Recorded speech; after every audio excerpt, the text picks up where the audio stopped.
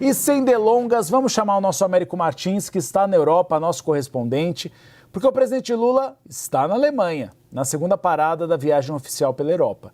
Ele se reuniu com o chanceler Friedrich Merz e discursou na abertura da Feira Industrial de Hannover, que é o maior evento do setor automobilístico no mundo. O nosso enviado especial, Américo Martins, acompanhou a agenda, tintim por tintim, os discursos do presidente Lula e traz agora atualizações e também as repercussões desse discurso. Américo, seja bem-vindo. Obrigado, Américo. Estendeu um pouco o horário de trabalho dele para que esteja aqui conosco. Obrigado por ser tão generoso, Américo. Conta pra gente como foi a repercussão do discurso. Tivemos muitas palmas quando Lula critica principalmente as guerras no Oriente Médio. Exatamente, Uribe. Muito boa tarde, um grande prazer estar com você.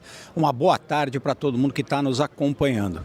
Uribe, como você já colocou muito bem, muito ligado, obviamente, no discurso que o presidente Lula fez, ele voltou a criticar e criticar duramente a guerra no Irã e também, por tabela, o presidente dos Estados Unidos, Donald Trump. Essa tem sido a principal marca dessa viagem do presidente Lula aqui pela Europa. Ele já passou por Barcelona, fez discursos ali muito fortes, defendendo o multilateralismo, criticando a guerra, criticando a posição dos Estados Unidos, criticando também muito duramente o Conselho de Segurança da ONU.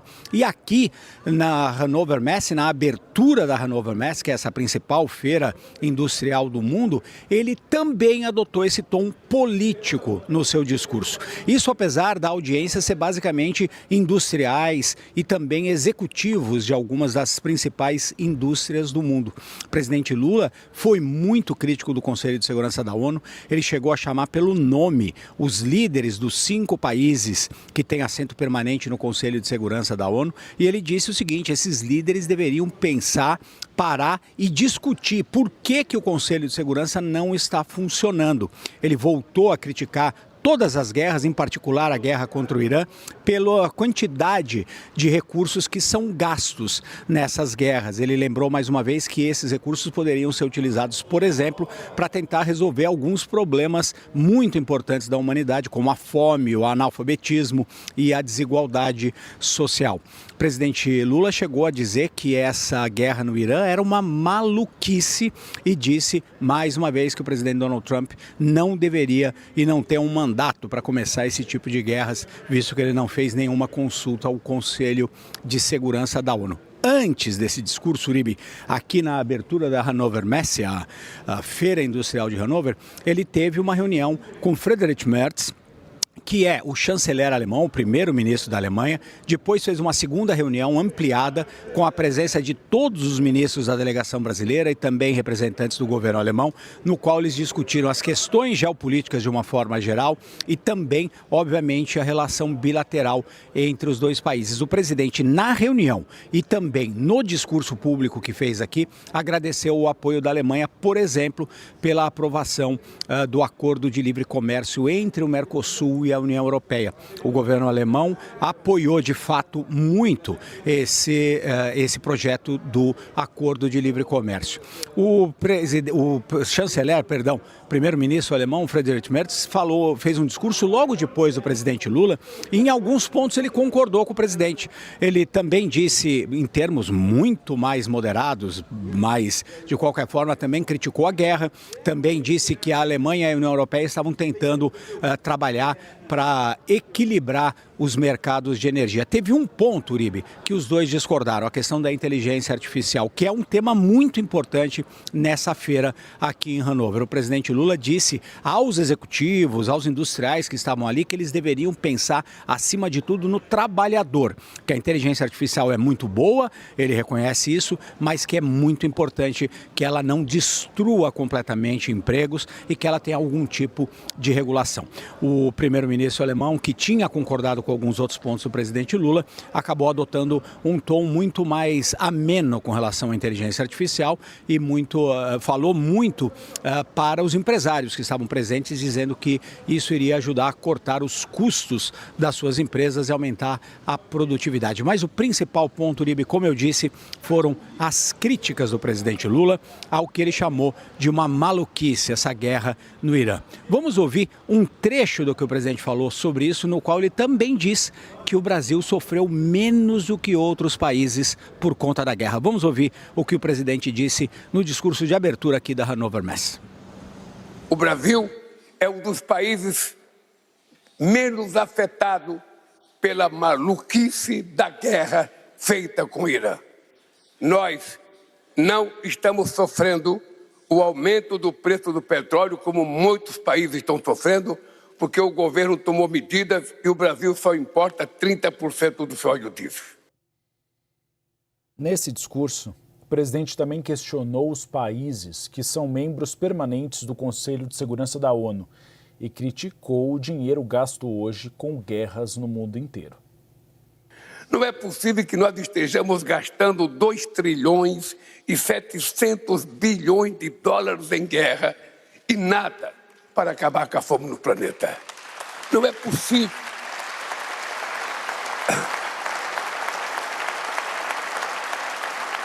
Não é possível que as pessoas não compreendam. Não é possível que as pessoas não compreendam que os 5 membros permanentes do Conselho de Segurança da ONU foi criado o Conselho para que eles mantivessem a paz, a harmonia, para que a gente evitasse a repetição da Segunda Guerra Mundial. E hoje, o mundo vive a maior quantidade de conflitos da sua história depois da Segunda Guerra Mundial. É de se perguntar ao presidente Trump, ao presidente Putin, ao presidente Xi Jinping, ao presidente Macron e ao primeiro do Reino Unido. Para que serve o Conselho de Segurança da ONU? Por que vocês não se reúnem e não param com essas guerras? Por que não decidem destinar o dinheiro que está fazendo guerra, matando e destruindo, para a gente poder cuidar dos milhões de flagelados que estão andando pelo mundo à procura de um país que o receba, e agora os coitados que procuram o mundo para sobreviver não são aceitos por quase nenhum país. O presidente também defendeu o acordo entre a União Europeia e o Mercosul e disse que o Brasil pode ajudar o bloco a diminuir o custo de energia. Diante do unilateralismo, o Mercosul e a União Europeia escolheram a cooperação. Daqui a menos de 2 semanas, entrará em vigor o acordo que cria um mercado de quase 720 milhões de pessoas e um PIB de 23 trilhões de dólares. Mais comércio e mais investimento.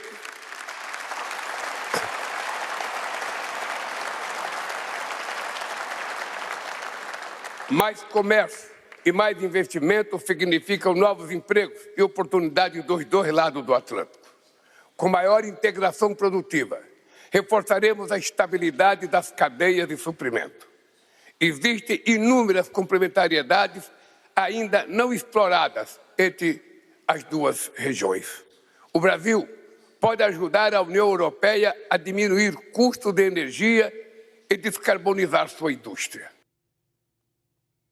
Pedro Venceslau, seja bem-vindo agora à CNN nessa edição de domingo.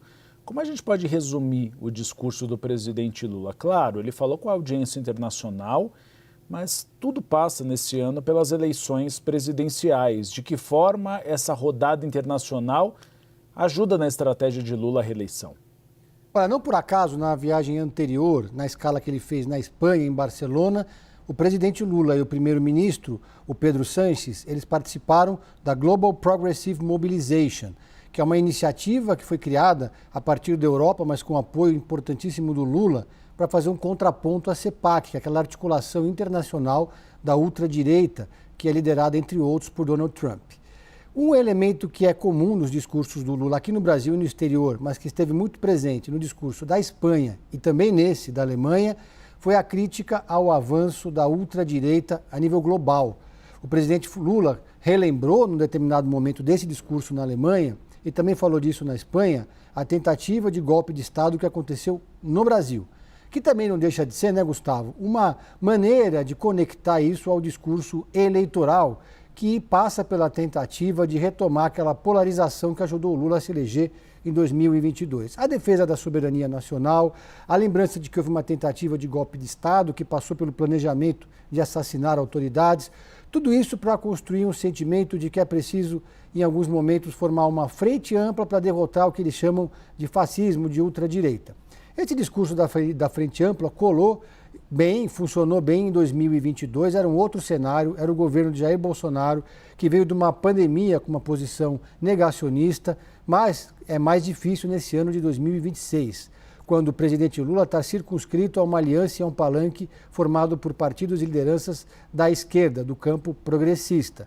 Mas ainda assim é uma maneira de conectar esse discurso ao que está acontecendo aqui no Brasil. No discurso da Espanha, o presidente Lula usou mais elementos da eleição aqui no Brasil, das vitrines e dos discursos eleitorais, quando ele falou da questão do fim da jornada 6x1, dizendo que ter emprego não pode ser sinônimo de renúncia à vida familiar. E nesse discurso da Alemanha já foi um discurso mais voltado para a comunidade internacional, até porque o primeiro-ministro da Alemanha, o Friedrich Merz, ele é de centro-direita, ao contrário do seu colega Pedro Sánchez, que é um primeiro-ministro socialista do mesmo campo do presidente da República. Nessas críticas que o presidente fez aos Estados Unidos, sempre tomando cuidado de evitar citar nominalmente o presidente Donald Trump, com quem ele ainda tenta uma aproximação. Os dois podem se encontrar ainda em junho, um encontro que era para ter acontecido em abril. Um encontro bilateral na Casa Branca que estava sendo costurado, mas aí veio a guerra no Oriente Médio e ficou para depois. Ficou para depois e nem sabe se vai acontecer, porque a partir de agora Donald Trump ainda está debruçado sobre a situação no Oriente Médio, tem evitado encontros bilaterais com outros chefes de Estado, a não ser aqueles ligados ao Irã ou contra o Irã, então ficou para depois. Inicialmente era abril, depois maio, junho, julho, começou as eleições. E aí tem interesse de Lula de viajar para o exterior ou fazer campanha à reeleição no Brasil. Então é possível que esse encontro fique apenas para depois. Obrigado, Pedro, pelas informações. Pedro Venceslau volta daqui a pouquinho com mais bastidores também da política nacional.